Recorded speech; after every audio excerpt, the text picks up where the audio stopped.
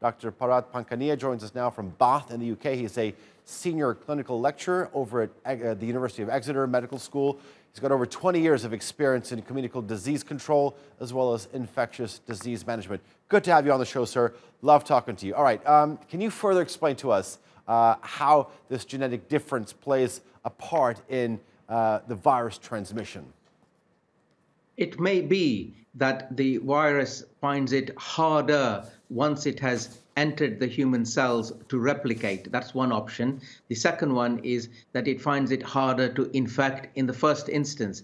Having said both, this is early days, and we don't really know that is it a genetic component that appears to be protective. I personally think it is multifactorial that the Indians appear to be more protected. It is a combination of sunshine, the herd, the excess immune stimulation because of the circumstances under which they live, and all those factors put together may also be at play, not necessarily alpha antitrypsin 1 deficiency.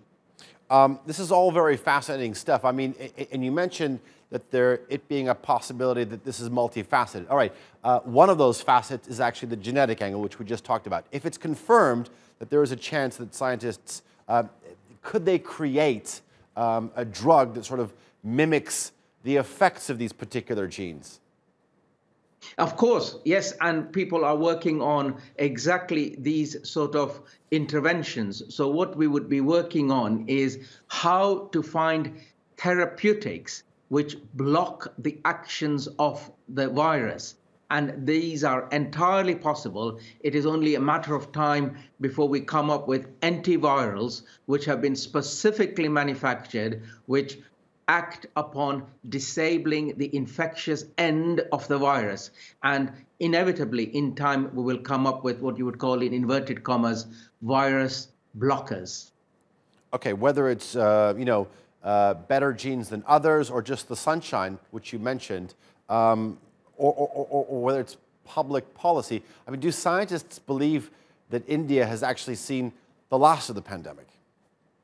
No, I don't think so, because I think India is going through what we would call a calm phase. In other words, the situation has stabilized, and it is again multifactorial, which is reduced movement of people, the climate, the weather at the moment, and of course that impact of living in a crowded circumstance, and a lot of people were probably infected and as a result are immune.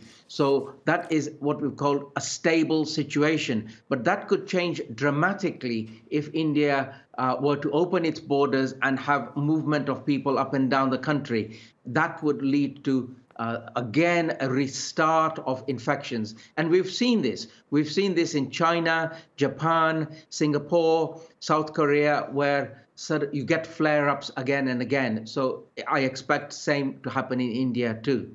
Fair enough. All right, Dr. Bharat Pankhania, lovely to have you on the show. As always, thank you very much. Thank you.